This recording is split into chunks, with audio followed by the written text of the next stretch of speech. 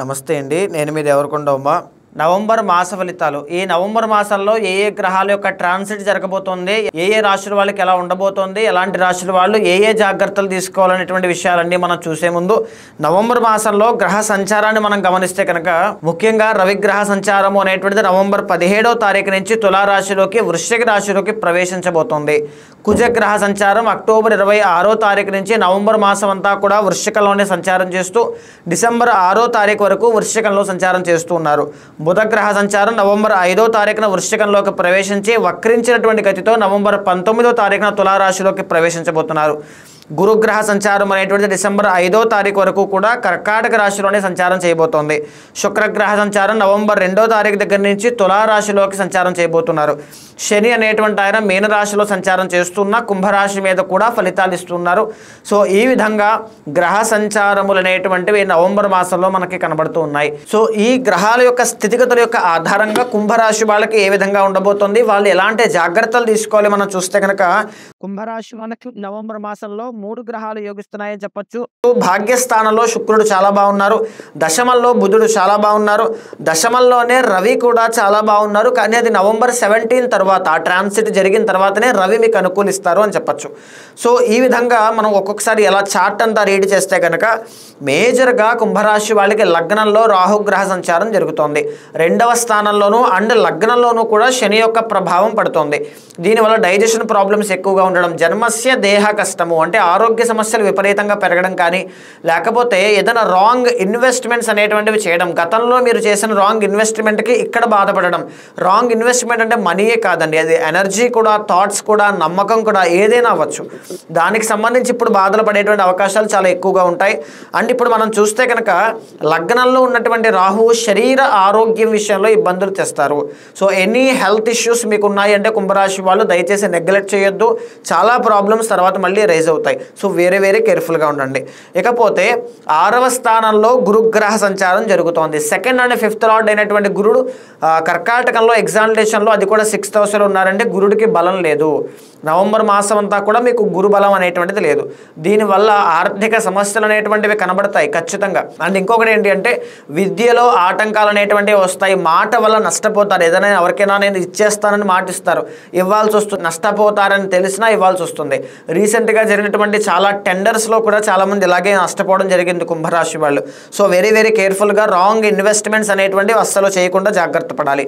And ఇంకొకటి ఏంటి అంటే ఏదైనా ఆశ కొనుక్కోవాలి అనేటువంటి ఒక విషయం మీద అనవసరమైన వస్తువులు కానీ అనవసరమైన విషయాలు కానీ దేని మీద ఫోకస్ చేయడం, దానికోసం డబ్బులు వెచ్చించడం, అది వృధా అయిపోతాయి. అది తెలియకుండానే గురుడు యొక్క గురుబలం ఎప్పుడైతే తగ్గిందో రాంగ్ ఇన్ఫ్లుయెన్స్ వల్ల ఖచ్చితంగా అయ్యేటువంటి అవకాశాలు ఉంటాయి. కేర్ఫుల్గా ఉండండి. 7వ స్థానంలో కేతుగ్రహ సంచారం కనబడుతోంది. దీనివల్ల మ్యారిటల్ లైఫ్లో ప్రాబ్లమ్స్ అనేటువంటివి చూడడం కానీ, పెట్టుబడిదారులు అంటే ఎలా ఉంటుందంటే పార్ట్నర్షిప్లో ఎవరైతే బిజినెస్ చేస్తారో వాళ్ళకి కాస్త ఒడిదుడుకులు, అప్స్ అండ్ డౌన్స్ అనేటువంటివి ఎక్కువగా చూడడం కానీ, మానసిక ఒత్తిడి లేకపోతే మాట పట్టింపులు ఇలాంటివన్నీ కూడా చాలా ఎక్కువగా చూసే అవకాశం ఉంటుంది. ఆ విషయంలో కూడా చాలా కేర్ఫుల్గా ఉండాలి. 9th హౌస్లో రవి శుక్ర, ఇక్కడ 9th హౌస్లో శుక్రుడు అనేటువంటి ఆయన యోగిస్తారు కానీ రవి యోగించరు. నవంబర్ 17 దాకా మీకు రవి బలము అనేటువంటిది లేదు.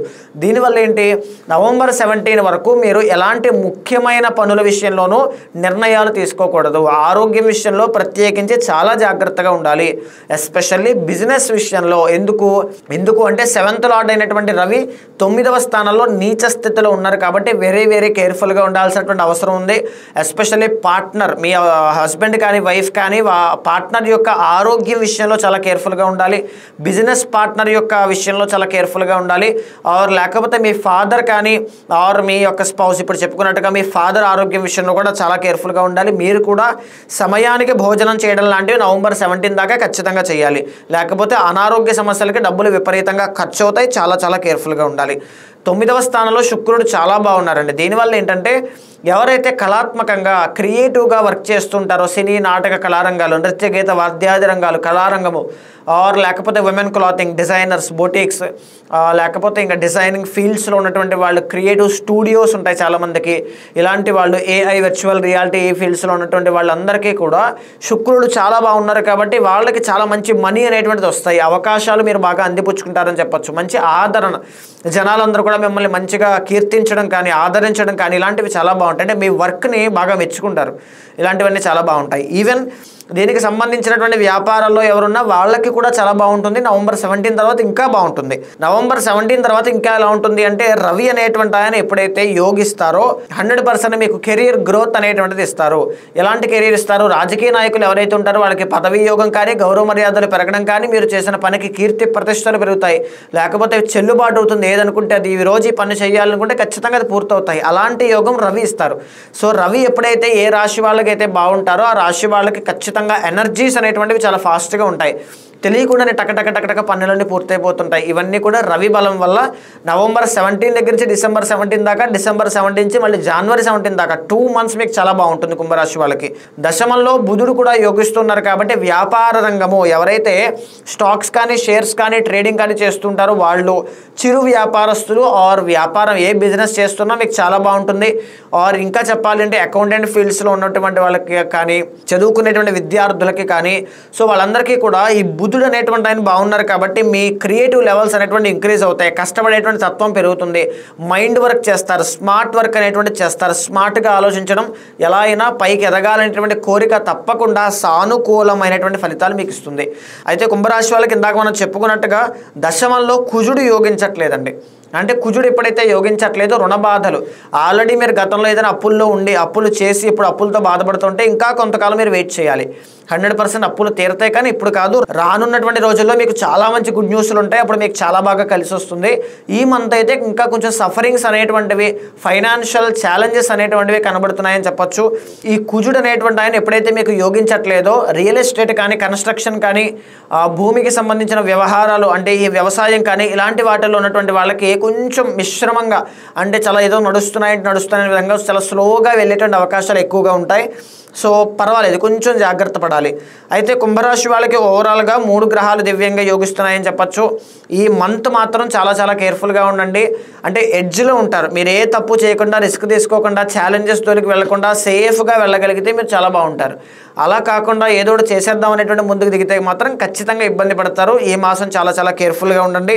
శివ ఆరాధన ఎక్కువగా చేయండి. వెంకటేశ్వర స్వామికి తులసి పత్రితో పూజ చేయండి. తర్వాత కార్తీక పౌర్ణమి రోజు కానీ, కార్తీక మాసంలో కానీ ఉపవాసం ఉండి శివుడికి ఏకాదశి రుద్రాభిషేకం చేయించడం వల్ల గురుబలం పెరుగుతాయి. నవగ్రహాలన్నీ కూడా మీ కంట్రోల్లో ఉంటాయి. చాలా బాగుంటుంది. సో చూసారు కదండి, ఇప్పుడు మనం మాట్లాడుకునేటువంటి ప్రతి గోచారాంశము కూడా కరెంట్లీ జరిగేటువంటి గోచార గ్రహస్థితి నుంచి వచ్చేటువంటివి. సో ఇదే కాకుండా మీ పర్సనల్ చార్ట్లో ఆయుష్ స్థానం కావచ్చు, విద్యాస్థానం కానీ, ధనస్థానం కానీ, కళత్రము అంటే మ్యారేజ్ కానీ, సంతాన విషయంలో కానీ ఎవ్రీథింగ్ అన్నీ కూడా దశ అంతర్దశలు బట్టి చాలా డీటెయిల్గా ఉంటుంది. సో దీన్ని సమన్వయం చేసుకున్నప్పుడే మానవ జీవితం యొక్క ప్రిడిక్షన్ అనేటువంటిది వస్తుంది. సో ఖచ్చితంగా అలాంటి వాళ్ళు ఎవరైనా ఉంటే మీకు కింద కనిపించే నెంబర్కి కాల్ చేస్తే మా వాళ్ళు మీకు పూర్తి వివరాలు అందిస్తారు. మీ జాతకాన్ని చూసిన తర్వాత ఏదైనా దోషం ఉంటే శాంతి పరిహారములు ఆచరింపజేసి మంచి చెడు ప్రతిదీ మాట్లాడిన తర్వాత ఖచ్చితంగా భగవత్ అనుగ్రహం కలిగేలా చేస్తాను.